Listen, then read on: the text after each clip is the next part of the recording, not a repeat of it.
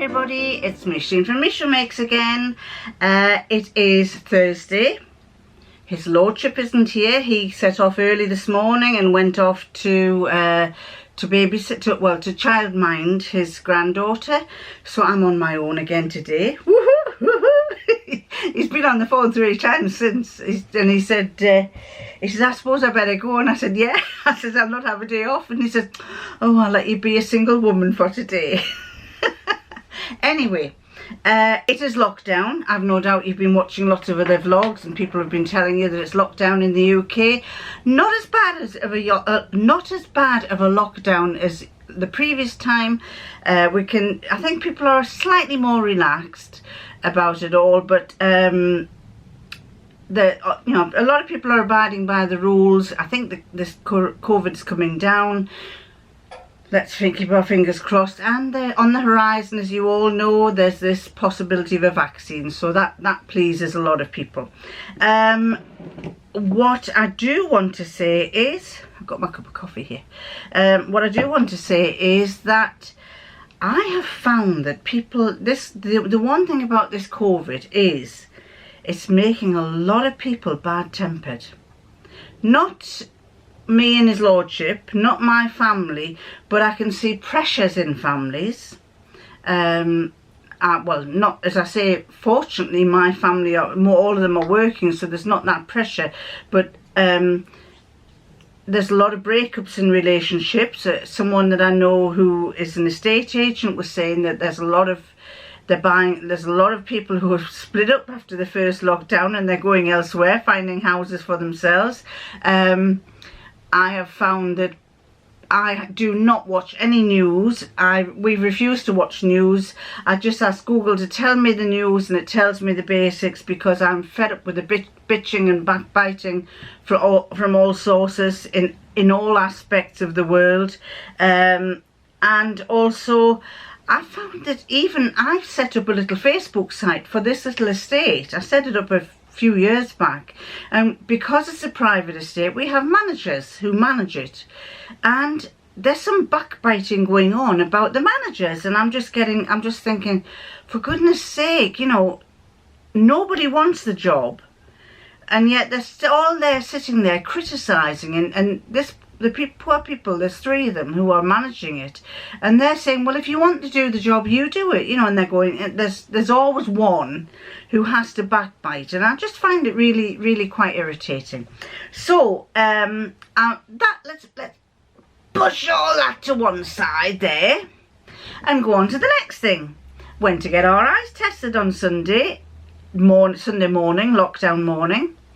It was very quiet on the streets. There wasn't a soul there. The Optician was open, and they rang us up the day before and said, if you've got COVID or any signs of COVID, do not come, but you can come, but if you come, you've got to come exactly on the time that you're due and not before. So he was due at 9:30, I was due at 10:15, so I just stood outside the Optician's for 15 minutes, and I was looking at my phone and I was listening, and it was totally quiet, hardly anybody on the street. I think probably about 3 people.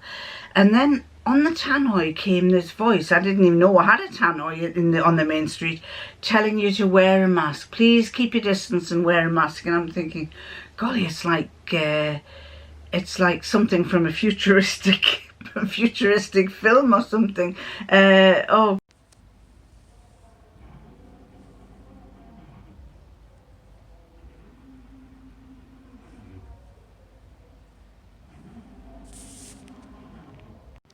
Well, this is Darlington on a Sunday morning with nobody on the street, lockdown, and I am going into this shop here to get my eyes tested in a few minutes.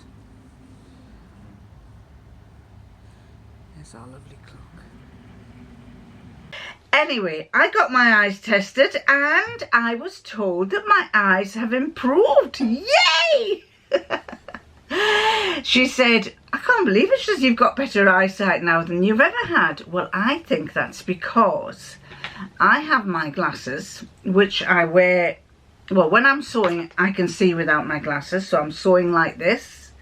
And then when I do anything, when long distances, I have to wear them to see long distances. Well, most of the time, if I'm doing sewing, I just wear them up here because I can't be bothered to put them on. And so I'm doing sewing, and then I'm looking up and looking around, and I have felt that my eyesight is improving. I've felt that I'm actually seeing a bit better.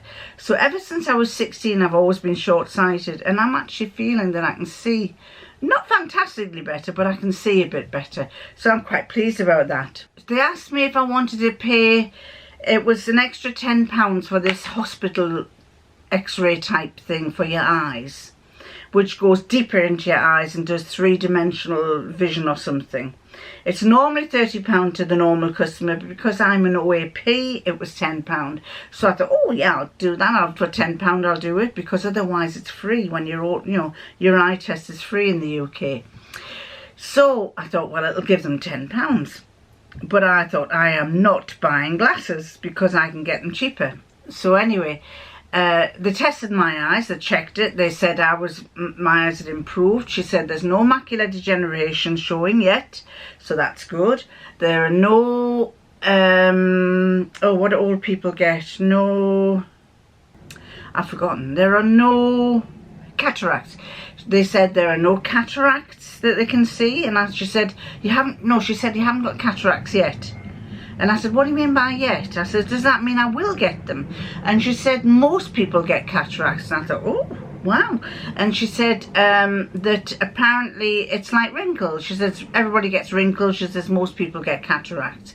But she says, we'll deal with that when the time comes. And I said, well, how do you know you've got them? And she said, well, your eyesight starts to get a bit blurred. You start not to see focuses clearly. So, thankfully, I haven't got cataracts. I haven't got glaucoma. I haven't got macular degeneration. So pleased with that. Walked out of the eye test part, the room, and they told me to sit down, and I was going to walk out, and I thought, oh no, I've got to pay that £10, haven't I?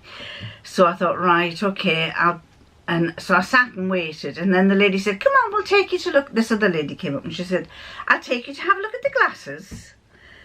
And I said, right, okay. I thought, well, yeah, I'll see how much they are, and if needs be, you know, sucker me, I'll get a cheap pair. So I went to the cheapest pair there were, £49. And bearing in mind, this is a pair that I just got a month back. And these are varifocals to my prescription, which actually is now better. So even though I can see well in them, I probably don't need that prescription. But varifocals from Zenny, I paid £90 for. £80 or £90, I think it was. So I pointed to a pair that was £49, and she said, those would be better. You'd be better off going for the £69 ones. And I said, why? And she says, well, you get a better deal on the £69 ones. And I said, right, okay. So I said, well, how much will that cost with my lenses? So she said, I'll go and check. And she came back and she said, it'll cost you £260. And I went, what? I said, I think I'll leave it. I said, I've got Christmas presents to buy for my grandchildren that I've never seen since February. So I'm going to make sure that they get Christmas presents because I'm missing them so much. And she said, oh, right, okay. And I said, I'll come back after January, in January or at the turn of the year when, you know, and I thought, well, I am not paying £260 for a pair of varifocals that I can get from Zenny for £80 or £90. And that was the cheapest NHS styles. So then, as we're walking past, I passed the designer ones, these designer ones. And I said, oh, I like those ones. But I said, I bet you they're expensive. She says, oh, that'll make it about £600 for you. And I said, I don't think I'll bother. So we are going to stick to our Zenny glasses, ladies. Never had a problem with them. And I don't intend to spend £300, £260 on a pair of varifocals. So anyway, so that was the eye test. His lordship's eyes have got a little bit worse, and but not badly. I think it's more for his close-up work. And so, but to be fair, he hasn't had his eyes tested since 2018. So he was, in fact, it would be earlier than that, 2017. So he was due an eye test. And I can't remember who it was The lady who said, will you please get your husband to get his hair cut, I collared him. Every other day, when his hair starts getting messy, I keep saying, can you brush your hair, please? You need your haircut. You need your haircut. And he'll say, and I'll say, can I cut your hair when you come out the shower? Can I cut your hair? Oh, another time, another time. It's getting longer and longer and messier and messier. And I keep saying, can I cut your hair? Can I cut your hair? Oh, later, do it later. So in the end, I just said, right, he came out the shower and I said, pulled the chair out in the kitchen. And I said, you are sitting there and I'm going to cut your hair. And he went, oh, are you telling me? I said, yes, I'm telling you. I said, I'm fed up with the state of your hair. You look a right mess. So you're getting a haircut. So to the lady who said, tell him to get his hair cut, I cut his hair. And he looks a lot tidier. Anyway, but it's hard getting hold of him. And his mum used to say the same thing. She said, even when he's good, when he's dressed nicely, he's scruffy. And he's a scruffy thing. I was looking at Instagram and I follow Katie Makes a Dress, who's in Australia. And she put a picture up of a dress pattern that I thought was lovely. It's a vintage one. It's from, what year is it from? It's from 1991. And when I saw it, I used to have this pattern and I made a dress with it. And I thought it was lovely and I thought, oh, I'd love to have that pattern again. I don't know what happened to my patterns and I can't remember if I gave them away. But I thought, oh, that would be lovely. So I looked it up and I found it. And it was this one. It was style 2029. And I was very fortunate that somebody was actually selling it on eBay.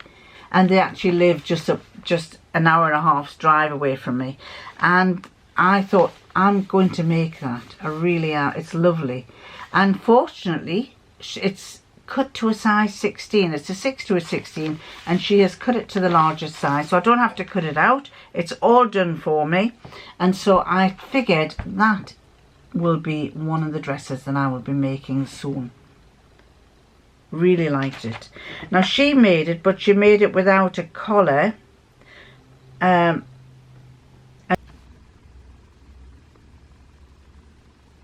She made it, but she didn't put a collar on. I'm not so sure I like the pattern on there, but that's you know, your own choice. And she said there were some very strong opinions about leaving the collar off this dress.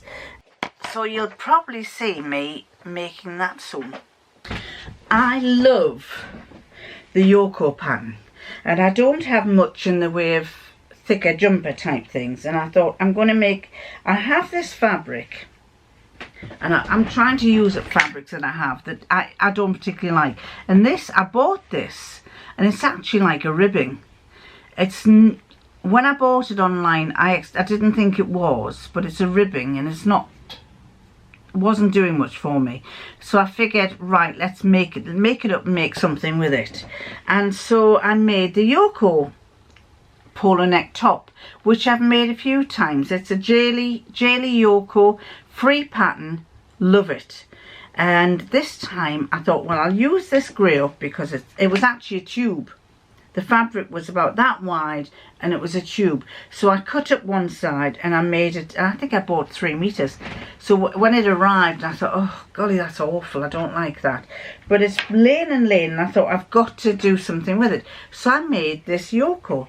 But I did this on the sleeves. I had some Indian ribbon, and I thought I'll make turn back cuffs on the sleeves.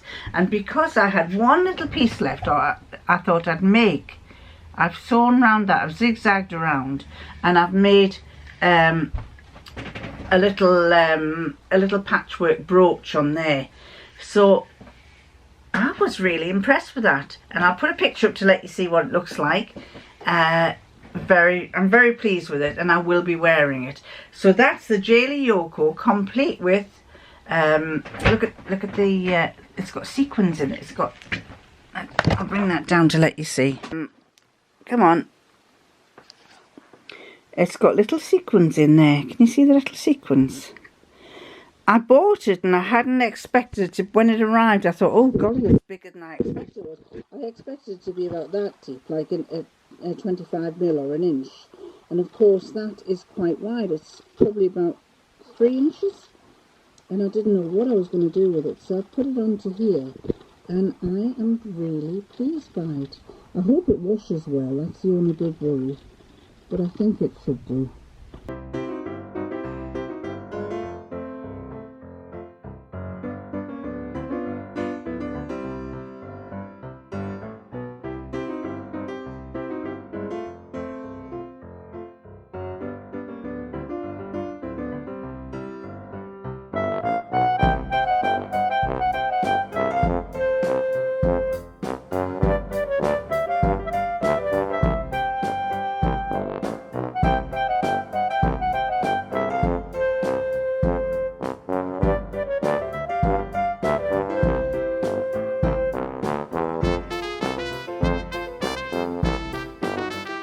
It's me again, hair up, change of style, change of clothes. This is this one, the Belladonna top that I was telling you about, and it's the one with the curved turn back sleeves. They do rounded necks, but here I've made it into a V, a slight V neck. And you know, I was telling you about the sleeves. Where are they? Behind there, you can't see, hang on. You know, I was telling you that the sleeves had a piece on there. Well, this is what I like about them, because that sleeve starts there and goes down to there, and it's actually all the way up. It's the right side of the fabric, so I could wear that like that, or I could just wear it loose like that. It's nice because it actually feels like there's more reinforcement in that sleeve, and I do like that. It's, as I say, it's got this this seam just on about where the elbow is, which I don't mind. The actual jumper comes out to there and it stops there, and then there's this sleeve bit on the end. I have a big tube. I've got two of them, in fact. I order Fablon, which is like it's a velvet backed Fablon, which is for putting on the back of my clocks that I sell, and they send them to me in these tubes, and I'm dying to do something with it. I've got an idea, and you're just going to have to watch this space, because it's not going to happen today, but it might happen for the next or the following vlog, and I'll show you what I'm going to do with it. I am quite excited to tell you about, sorry, I'll just get this to show you in a minute. I have never heard of the saying "pay it forward." I don't know if I've had my head buried down a hole, or whether it's just something that you use in other countries like America and Australia, but I've never heard of "pay it forward." I've heard of "pass it on," but never "pay it forward," and I didn't know what it meant. So I came across a website called Payitforward, and yesterday Linda Mendoza mentioned it to me as well. Now, some of you will know about this website Payitforward, but other ones won't, so I'm telling those ones who don't know about it. It's a lady called Lisa Pay, and she makes stuffed animals and all sorts of things, and she has made some fantastic things, and it was one thing that caught my eye, which led to another thing, which led to another thing. So I thought, I've made 3 things, and I thought you'd enjoy looking at what I've made, because for some people they'll make great Christmas presents. Lisa Pay is an Australian lady who is married with 5 kids. I think she said in one of her vlogs that she has 5 children, and she loves making little stuffed animals. She is also an illustrator. She has an Instagram page, I think it's Lisa Pay, and the one that caught my eye was this one, and I just had to make it. And the one that she created was this is my version, and that it's a pin cushion that looks like a sewing machine. Now, I put a picture of her, what she did up there, and this is mine, complete with cat hairs. Again, I have to hide that. She has, I put the tape around there. I thought that was quite nice. And hers is a different colour. Mine is black felt, the same as she said, I think black felt. But what I've also done here, I don't know if you can see, is I've used an old sewing machine needle to go into here. I figured I've got loads of old sewing machine needles, so I put it in there. And on there you've got your little throat plate, you've got the a little button there, and here I've done my initial M for Micheline. She used a different thing for this, and this is just for me. It's just a cocktail stick that I painted silver, and I wrapped some felt round. And then I wrapped some thread round. The end is 3 buttons that are sewn into the end of here, and isn't that cute? And the actual base is made from, do you remember the other week I said that I had some sponge? Well, it's made from sponge, the scouring pad sponges. The only difference from mine and hers is that she actually talks you through the whole process of making this. She does the patterns and everything is free. Every pattern she does is free, and she calls her website Payitforward because she believes that she designs these. She makes them herself and she designs them and she does the patterns, and they're all downloadable, and she won't charge you for it because she says what she wants you to do is pass it on, pay it forward to the next person. She likes the thought that people are making all these things. So this one here, this little sewing machine, as I say, she demonstrates how to make it a really good process all the way from start to finish, and it's really good. Now the difference I have is that the sponges that I've used, she puts the scouring pad bottom bit on the bottom. I put mine on the top because I figured that when you stick pins in there, the scouring pad bit might actually sharpen your pins when you put them in. So that's why I did my scouring pad bit at the top. And as I say, she uses, I can't remember what she uses for I think she uses a cocktail stick or something for this needle. But I figure that seeing as we all have plenty of needles, let's use that. So isn't that sweet? Now, not just that did I make. The other thing that I made is something that I got this on eBay. I think it wasn't brand new. It was, someone was selling it, you know, on a bidding. I bid on it and I won it again. And it's actually a Liberty mannequin stand. A little Liberty mannequin stand. And I've always loved that. It's got a little collar on. She's got a collar on hers, complete with that cat. I think I paid about £10 for it. And if I stand up you might see it better. It's got a little collar and the little top part. This one has a seam down the side and up here, so there's actually a panel there, and then there's a front panel and a back panel. It's on a wooden stand, and the reason why I know it's Liberty is A, it says Liberty underneath, and B, it has a little sticker, a little Liberty sticker.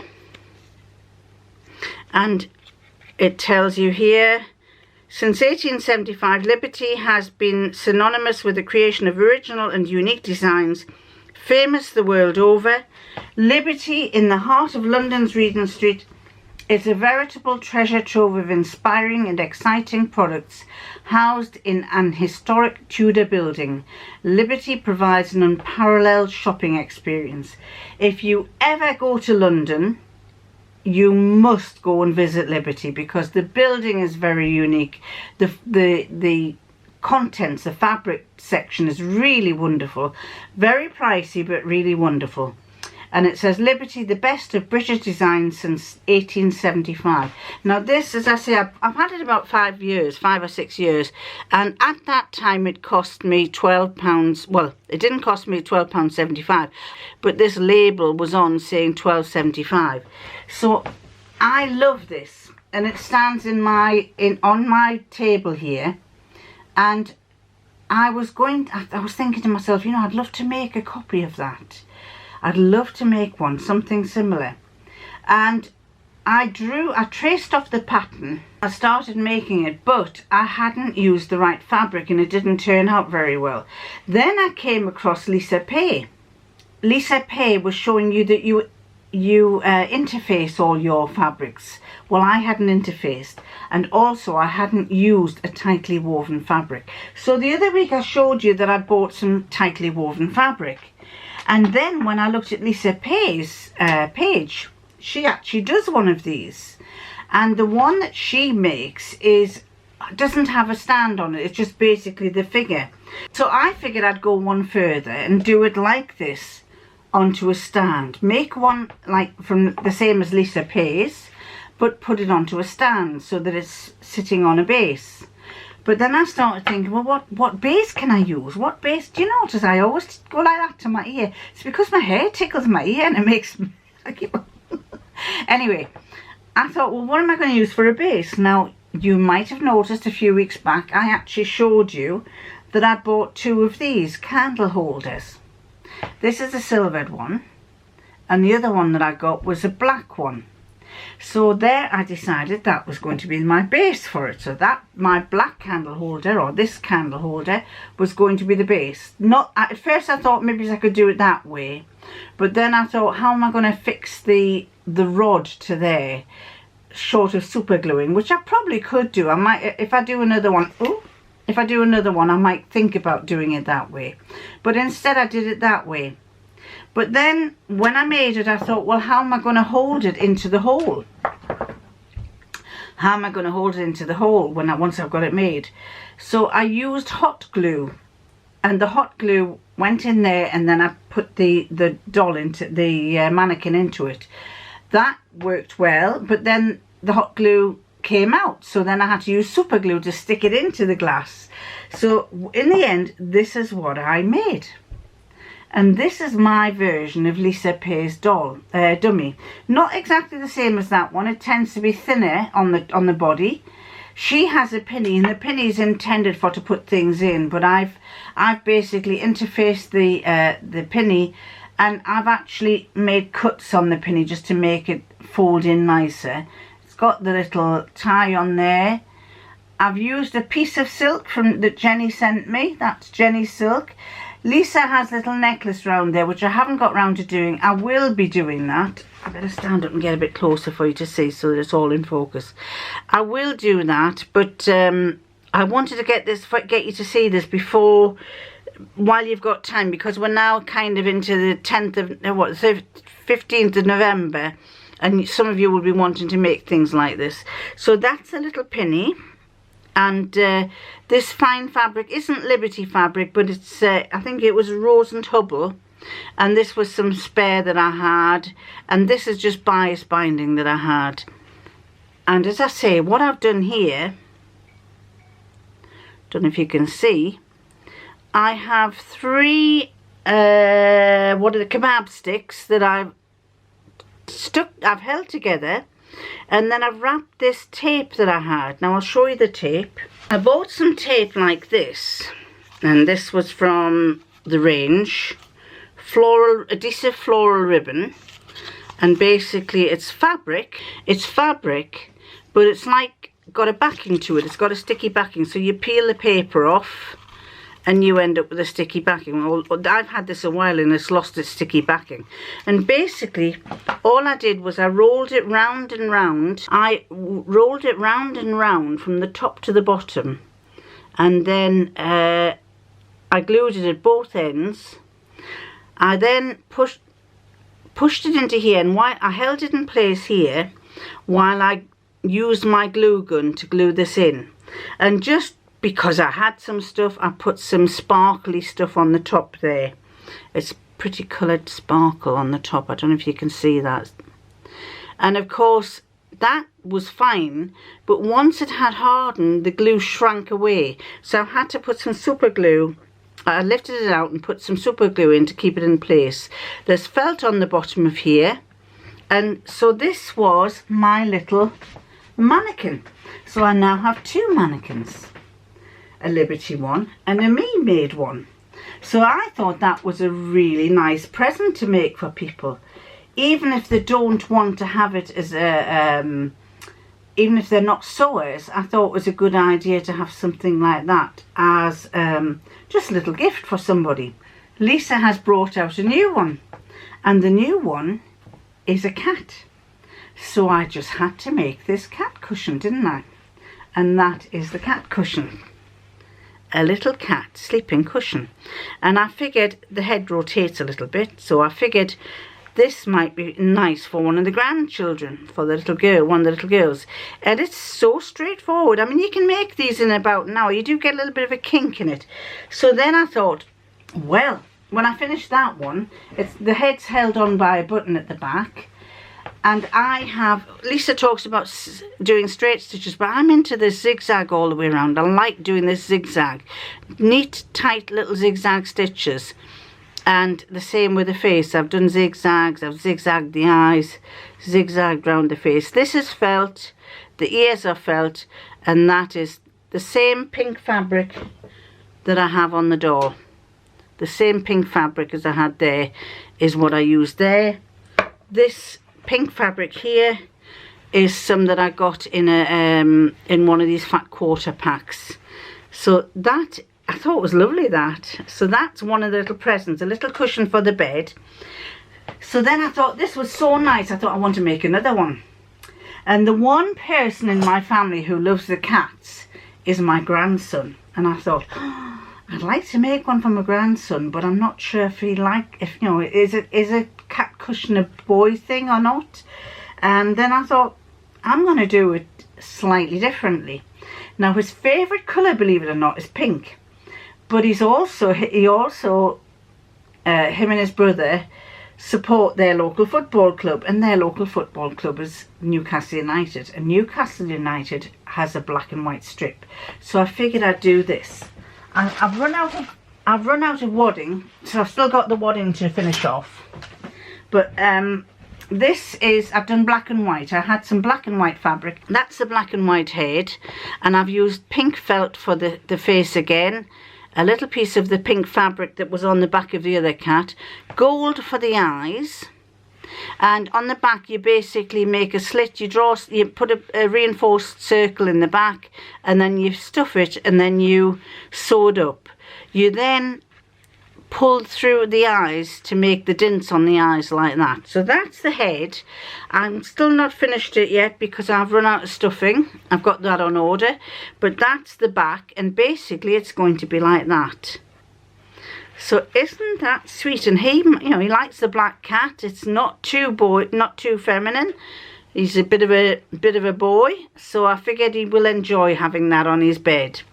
So that is my cat. Lisa has some other fantastic things that you might be interested in copying. As I've said before, all of her patterns are free, and each time she tells you can download the patterns. They're, you know, easily downloadable. Go and click below and you can download them.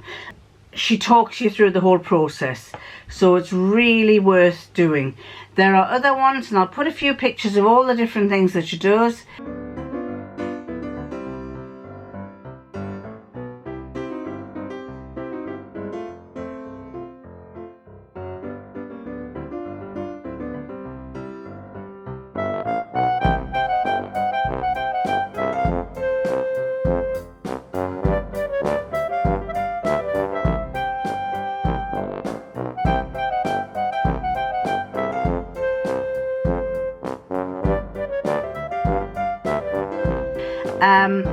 Do go along to her website because there's some wonderful things you could make. I'm not normally into this sort of thing, but I do think it's a good idea, and the reason being, this next bit is here's a little bit of a fond memory for you first, and then I'm going to take you to the next bit. My mother knitted years and years ago when my son was little. She knitted a little teddy bear for my son, and it was called Super Ted. And when we were clearing the house out when my father died, because my mum died first and then my father, and when we were clearing the house out, I came across the pattern for Super Ted. She still had it, and it was a knitted pattern, and my son loved it. Super Ted had a little red cape that went round, that was elasticated round his neck, and this little red cape, and I think it was from a TV programme or something. He loved it. And a year or two back he said to me, "Mum, could you fix Super Ted's cape?" And I said, "Have you still got it?" And he says, "Oh yeah." He says, "I've still got it." And he says, "The tape, the elastic on it needs fixing. Could you fix it? Because I want to give it to the kids." So he gave it to his oldest son, who passed it to the younger son, and the younger son loves it. Now what a great memory for that little grandson, great-grandson, to say that he still has his daddy's teddy that his grandmother made for him. So there's something to be said about making something that's a memento for your grandchildren to always have a memory of. And I have another tale to tell you about another memento, but I'm going to leave that to a separate vlog because I think it deserves a separate vlog. So, Lisa Pay, pincushion, sewing machine, cat cushion, and she's also done a dog one, which I think is really good. I haven't got round to doing that, but she's done a dog one, and I now know what paid forward means. Pass it on. And she wanted it paid forward at no extra charge. So I really highly recommend Lisa Pay and Paid Forward. So I'm definitely leaving you now. So I'm going to love you and I'm going to leave you, and I'll catch you next time. Bye.